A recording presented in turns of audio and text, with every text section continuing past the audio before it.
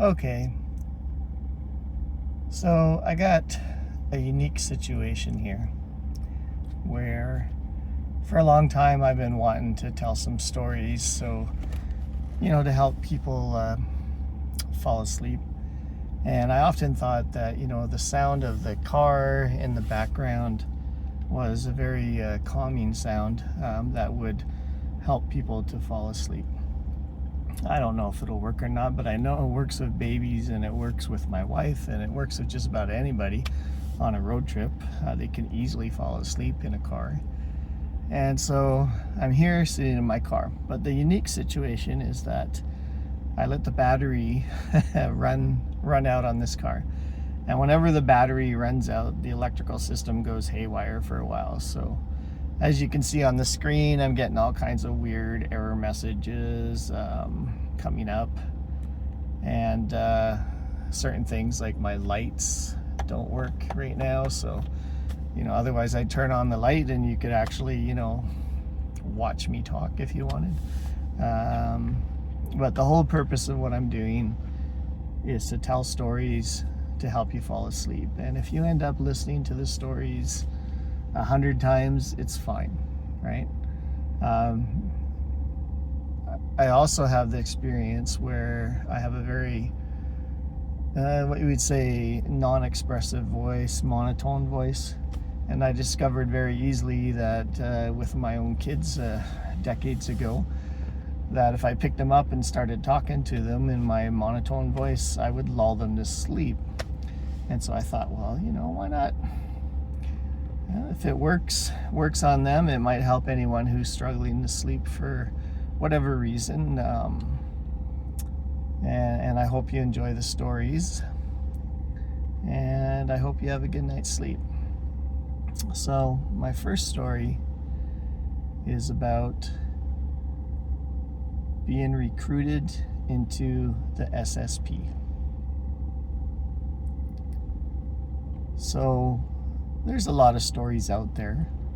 I'm going to concentrate on my story, but there are different versions of the same thing that happened to many people. And you're never quite sure what happened, and there's reasons for that, and I'll probably tell stories about that. But I want to give an example. So we know what SSP stands for, do we not? You don't? Okay, so SSP stands for the Secret Space Program. And the Secret Space Program is well known for recruiting people, taking them up into space, where they'll work, 20 or 25 years. And at the end of it, they'll be interviewed. They'll go into a age regression chamber.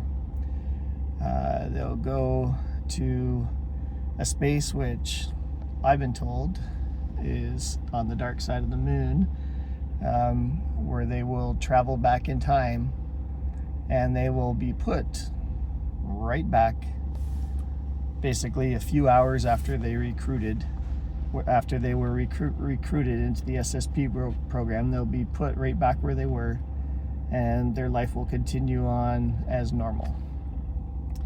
So how do you know if you might have been recruited?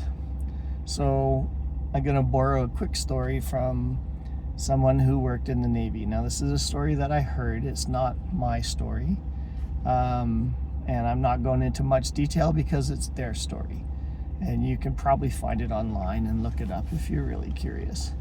But basically, somebody who had joined the military, scored very, very high on the aptitude tests and all the other tests and exams that they did, sat down in an interview to decide where he was going to start his career.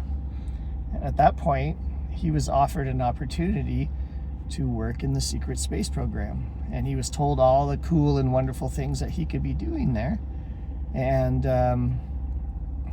then he went into some sort of transport that took him somewhere else, and he started his training and everything for the secret space program.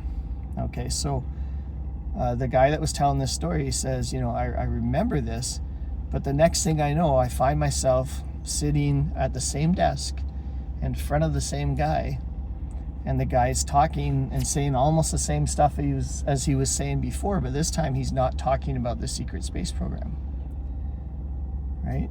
And so now what he's talking about is, hey, you did really good on all your tests and that. We're going to send you to this base, and you're going to do well. You're going to have a good career, and I wish you best of luck.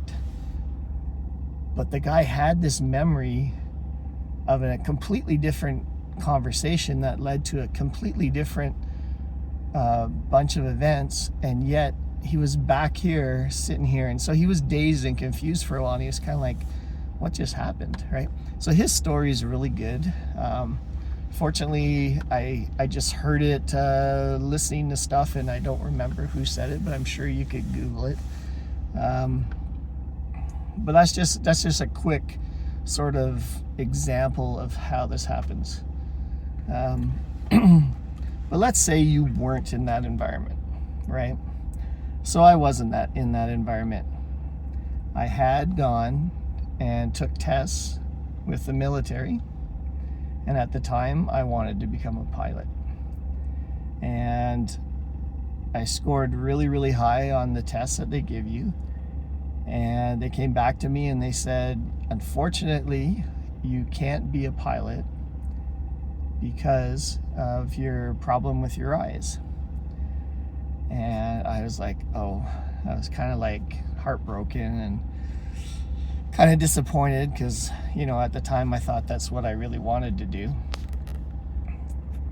And so they said, but you could be a navigator. Would you like to be a navigator? And I was kind of young and a little bit naive and really didn't know even what a navigator was at that point in my life.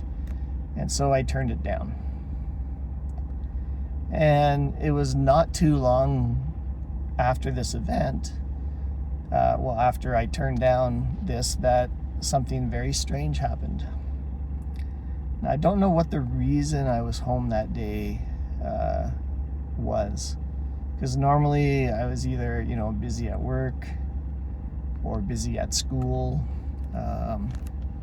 because after I was rejected by the pilot program in the military, I decided, my next I guess choice would be to study electronics. So I did study electronics in college, and I'm an electronics engineering technologist. So anyways, for whatever reason, that one day I was sitting in my living room, just relaxing, probably about somewhere between 11 and 1 o'clock. I'm not really sure of the time because, again, it was just a day off and I was just chilling and relaxing and not a care in the world. And as I was sitting there, this thought came into my mind. And the thought was, there's some guys in a gray minivan that just pulled into your driveway and they're lost and they need directions. Now, from where I was seated, I couldn't see my driveway. So I had to stand up from my living room chair, walk over to the window and look out where I could see the driveway. And sure enough, there was this gray minivan pulling into my driveway. Now, I was in the middle of nowhere, okay? The closest town was 20 minutes away. There was a little village that was maybe 5 minutes away, but there was no reason at all. Like, this was a back road off of a back road off of a back road. Like, for someone to actually be out there was a rare occurrence. But I thought, oh, okay, well, there is a gray minivan in my driveway. I should go see what they want. And I walked out to talk to the guys in the gray minivan. And I actually don't remember anything after that at all. what I do remember is waking up in my room the same day, which was very, very weird because now it was like 3 p.m. or 4 p.m. and the sun was shining very brightly through the great big 6-foot window in my bedroom. And I had this bright yellow paint, so it reflected all the light. So it was like super, super bright. And I'm like, I've never slept at that time of the day in that bedroom. Like, I just never did. And yet this particular day, I found myself waking up in my room. Now, waking up in my room isn't necessarily that big or strange of an idea. But the fact is that when I woke up after having probably one of the most amazing dreams of my entire life. And from other people who have had experiences where they've been recruited, done their Secret Service secret space program time, and were returned, a lot of them have a dream where they were in a spaceship and they stepped through a portal that they were able to walk through this portal, and they came out through the wall in their bedroom. And that's how they got back in their bedroom. And the idea was that if anyone ever remembers anything from their time in the secret space program, they would associate with that really strange dream where they stopped through a portal into their bedroom, and they'll think, oh yeah, that was just that weird dream I had that one time. But I didn't get one of those dreams. I got a dream that was really, really different and really bizarre.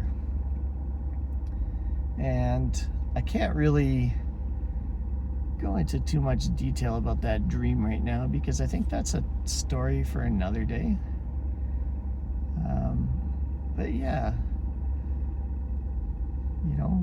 if you've had a similar type experience and then woken up in your room a few hours later with a very, very strange dream, you might have been recruited into the secret space program and you don't even know it.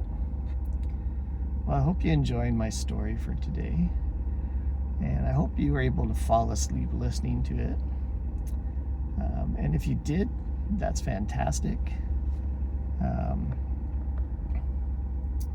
Hopefully my car is going to sort itself out after running for a while. It usually does. So some of the error lights will probably disappear in my next story. I remember last time I run the battery completely dead. It took about 45 minutes of like driving during the week and stuff for it to sort itself out. But you can see there's a lot of errors on the screen right now. So, and my glove box won't even close. It won't stay shut. So I have to prop that shut so the light stays off. But yeah, and so this year I'm going to be sitting in my car telling stories. At least, while it's winter time. And then maybe I'll change it up in the spring and the summer. Anyways, have a good night's sleep. It was nice chatting with you.